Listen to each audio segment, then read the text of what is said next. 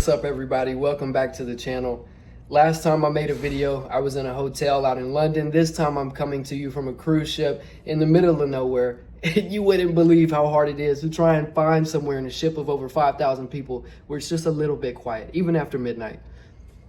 UFC Baku just wrapped up, and we're gonna go over the main card. It doesn't matter if I'm on a ship, if I'm at the house, it just doesn't matter. We gotta talk about this.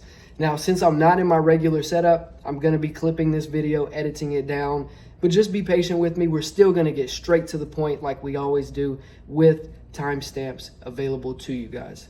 Tonight was a good card, and I'm gonna be honest with you. There's not too many fights in the UFC that I just don't like, right? Even the boring ones, I just really enjoy the sport, and I know you guys do too. That's why we watch this shit. That's why we stay up till this egregious time. I'm in the UK, so it's a little late over here, but you know, that's why we do what we do, because we love it. My only complaint, I did miss the undercard because the time difference is messing me up. 1700, military time, you know, we didn't learn that in American schools, and even if we did learn it, we didn't have to practice it like that. So I did miss the undercard. I did see Oban Elliott lost, which kind of bums me out, but it is what it is. Look, the prelims are what we come for, but the main card is what we stay for. So let's talk about the main card. Now, for the sake of time, and to kind of keep you here in this video and keep you engaged, we're gonna skip over the first fight on this card, because we're not missing much. You saw it. Naimov and Grad had the opportunity to really set the tone for the night, and I think they missed on that opportunity, but it was an okay fight. So let's get into it. Sadykhov versus Motta. This, I haven't went back to see who got fight of the night, but this fight definitely deserved fight of the night. Motta had Sadykhov hurt bad, or it at least looked like he had him hurt. He had him up against the fence, and he must have dumped out at least 60 to 80 punches. And I thought he was gonna get him out of there, but he survived. Sadykhov was rolling really well with the punches, and he survived. And it was just an absolute war.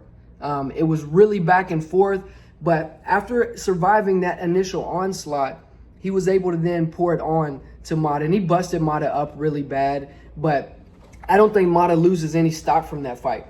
You know, I think he's gonna get a fantastic fight next, and I think that he should. Moving up the card was Musayev versus Orolbai. Whenever Musayev walked out, the crowd went crazy.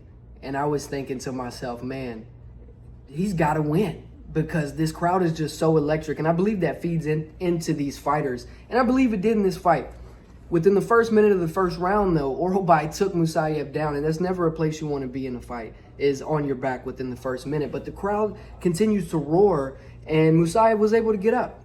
And he actually defended a few other takedowns, which is tough against Orolbai. But I believe it was the end of the second round. Orolbai did get him down again and finished him in a nasty submission. Orolbai is a problem, and you know, we'll see what happens moving forward for him. But I think with Islam gone from that division, there's not a whole bunch of dominant wrestlers. You have your Arman Sarukian, you have your Gamrot, but I think there's a place amongst the top guys for a guy like Orolbai. Now we're getting to some juicy stuff. Curtis Blaydes versus Kuniev. Kuniev came off the Contender series. He's listed at 6'4", 265 pounds, but he's noticeably smaller than Blaydes, and Blaydes is listed at 6'4". He's Dagestani, and it showed in their fight. First round, Blaydes did get a takedown, if I remember correctly, and in the second round, Kuniev started finding success in the stand-up, and he started to defend all of Curtis Blaydes' takedowns. The second round was Kuniev's best round by far. I mean, he had Blaydes busted up. If we were scoring fights just off damage alone, Kuniev would have won it. But as we know, if damage is done in one round, the judges cannot carry that damage over into the other round, even if it looks bad. I believe Curtis Blaydes did win the fight. He was hurt really bad. And you know these heavyweights hit hard. And Kuniev was extremely strong. Because, like I said, in the later rounds, rounds 2 and 3, Curtis Blaydes was really committing to these takedowns, and he just couldn't get him down. Just couldn't get him. He was too strong, and he was throwing heat at Curtis Blaydes.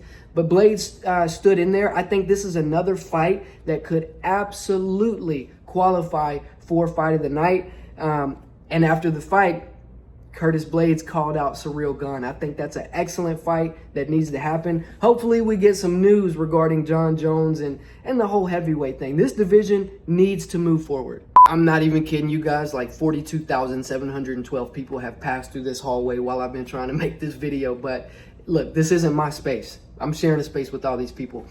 Moving on to the co-main event, Rafael Fiziev versus Ignacio Bahamondes.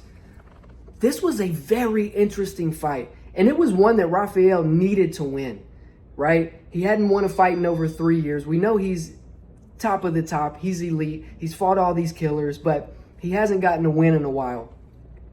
Bahamondes reminds me, he's got like a sprinkle of Jalen Turner in his game and a little bit of Yair Rodriguez, but the vet savviness of Fiziev showed up tonight. I mean, he looked like he was in the Matrix. Bahamondes was throwing these spinning back kicks, and you know he's like 6'5". He's absolutely huge.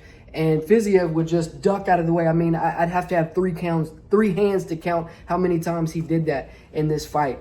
It's a bit concerning, I will say, how Bahamondes just stands straight up. He's already super tall. Dude, you're going to be fighting the Arman Sarukians of the world. You're going to be fighting some of these guys that are really good wrestlers. So I'd like to see him bend down, get a little bit lower in his base. You know, stand your base just a little bit more. But very dangerous. I think he's only going to get better. And Fiziev didn't call anyone out. But there's a lot of good fights out there for both of these guys moving forward. We've made it. The main event of the evening. And it was absolutely the best fight.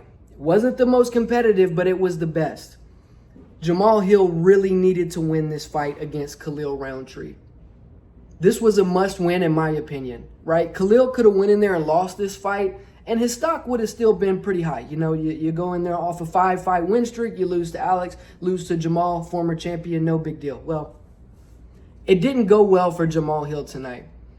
He got his legs absolutely kicked off of him. I mean, Rountree is a legit Muay Thai fighter. I mean, I believe he could go into one championship fight in Muay Thai and be a champion. I don't even know if they have a weight class that big, but you get what I'm saying. He's legit and extremely defensively responsible. You can tell that he learned a lot from his last fight against Alex. The most competitive round was round 1. Jamahal was landing some kicks, nothing super hard. He never really got his stand-up game going. And Jamahal Hill just doesn't look confident to me. And I'm sure it's because of the injury. I'm sure that there's some confidence going from that Achilles being torn and then coming back too early. But we've heard all the excuses. Not like Jamahal Hill. You know, we heard the excuses against Alex. We heard it against Yuri. There are no excuses for this one. He got outclassed. And I don't know that Khalil Rountree is worlds ahead of Jamahal Hill when he was champion. So Jamahal Hill's going to have to take a good hard look at himself. It looks like he walks around with a little extra body fat. Maybe he cuts weight and can move down to middleweight. I don't know. I can't make those calls for Jamahal Hill, but he got beat up bad tonight.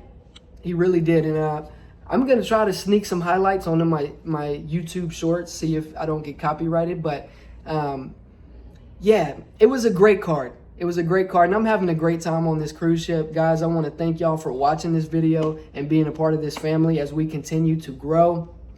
I will holler at you soon. We got a crazy card next Saturday.